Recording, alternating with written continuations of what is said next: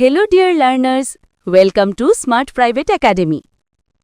আজকের ভিডিওতে আমরা জানব কিভাবে আমাদের পরিবেশ প্রতিদিন দূষিত হচ্ছে এবং কিভাবে আমরা এই ভয়াবহ সমস্যা থেকে মুক্তি পেতে পারি।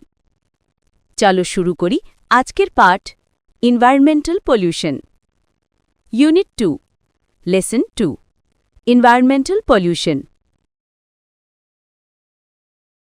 Bangladesh is now in the grip of all sorts of pollution like air pollution, soil pollution and water pollution. Bangladesh এখন বায়ু দূষণ, মাটি দূষণ এবং জলদূষণ সহ সব ধরনের দূষণের কবলে পড়েছে। The dwellers of the urban areas are the worst sufferers of such pollution. শহরাঞ্চলের বাসিন্দারা এই ধরনের দূষণের সবচেয়ে বড় ভুক্তভোগী।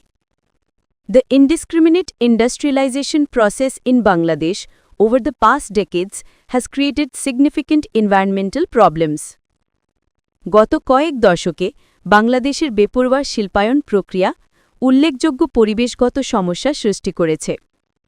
We will now read about some of the most common types of environmental pollutions and ways of coping with them.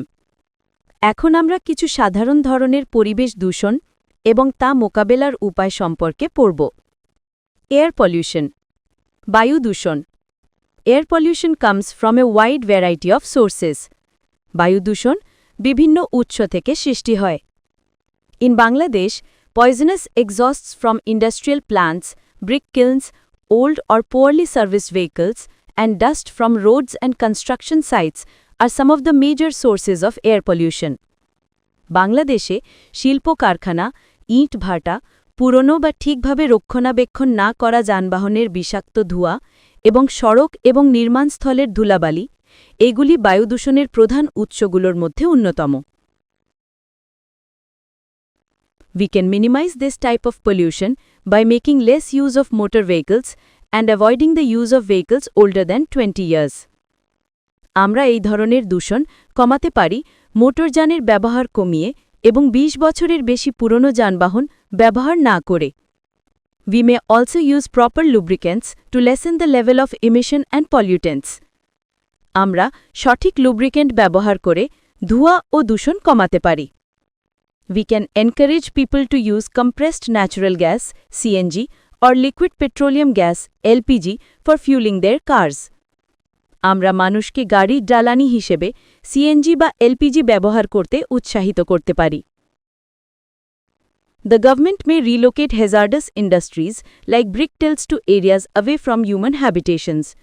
সরকার ইটভাটার মতো বিপজ্জনক শিল্প কারখানাগুলো জনবসতি এলাকা থেকে দূরে স্থানান্তরিত করতে পারে। ওয়াটার পলিউশন, জলদূষণ। Water pollution can occur in oceans, rivers, lakes, ponds, and underground reservoirs.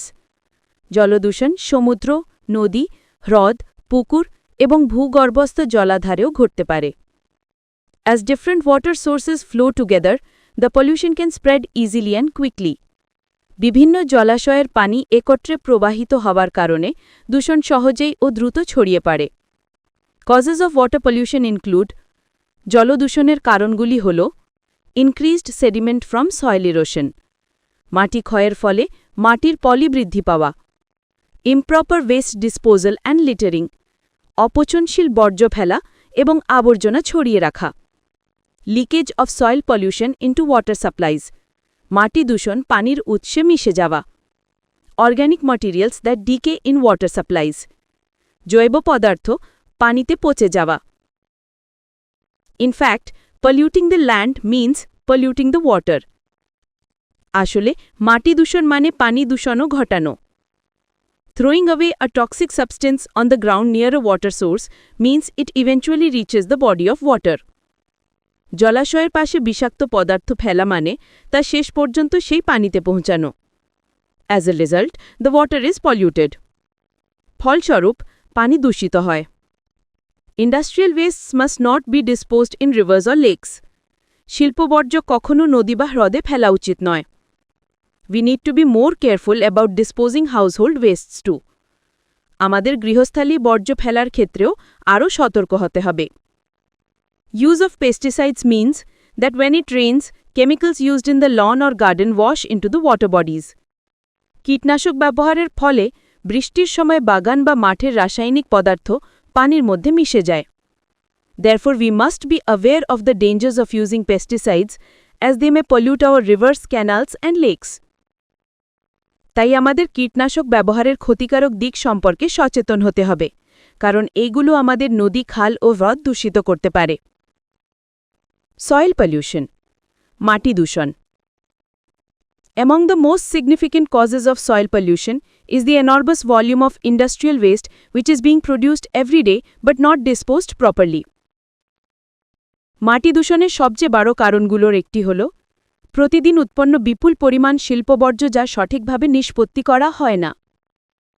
The mismanagement of household wastes, particularly the polythene shopping bags, has caused serious threat to the soil and the drainage system. গৃহস্থালির বর্জ্য, বিশেষ করে polythene ব্যাগের অপব্যবস্থাপনা মাটি এবং drainage ব্যবস্থার জন্য ভয়াবহ হুমকি সৃষ্টি করেছে। Another cause for soil pollution is the use of agricultural pesticides, fertilizers, etc. কৃষিক্ষেত্রে কীটনাশক সার ইত্যাদির ব্যবহারও মাটি দূষণের আরেকটি কারণ। Sometimes fuel leakages from automobiles may get washed away by rain and seep into the nearby soil. কখনো কখনো গাড়ির জ্বালানি লিক বৃষ্টির পানিতে ধুয়ে পাশের মাটিতে মিশে যায়। Pesticides and fertilizers are useful for plant growth, but their overuse has led to soil pollution. কীটনাশক ও সার গাছের বৃদ্ধির জন্য উপকারী, হলেও অতিরিক্ত ব্যবহারে মাটি দূষণ ঘটে। Natural fertilizers and compost can be used instead of their chemical alternatives. রাসায়নিক সারের পরিবর্তে প্রাকৃতিক সার এবং কম্পোস্ট ব্যবহার করা যেতে পারে। Recycling is another way to reduce and control soil pollution. Recycling বা পুনর্ব্যবহার মাটি দূষণ কমানো ও নিয়ন্ত্রণের আরেকটি উপায়। Recycling papers, plastics and other materials reduces the volume of refuse in landfills.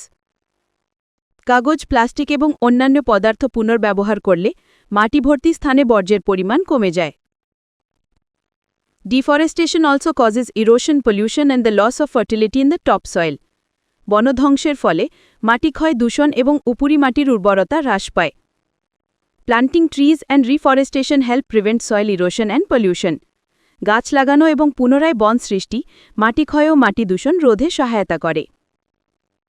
তাহলে বন্ধুরা, আজকের পাঠ থেকে আমরা শিখলাম পরিবেশ দূষণের বিভিন্ন ধরন ও তার প্রতিকার।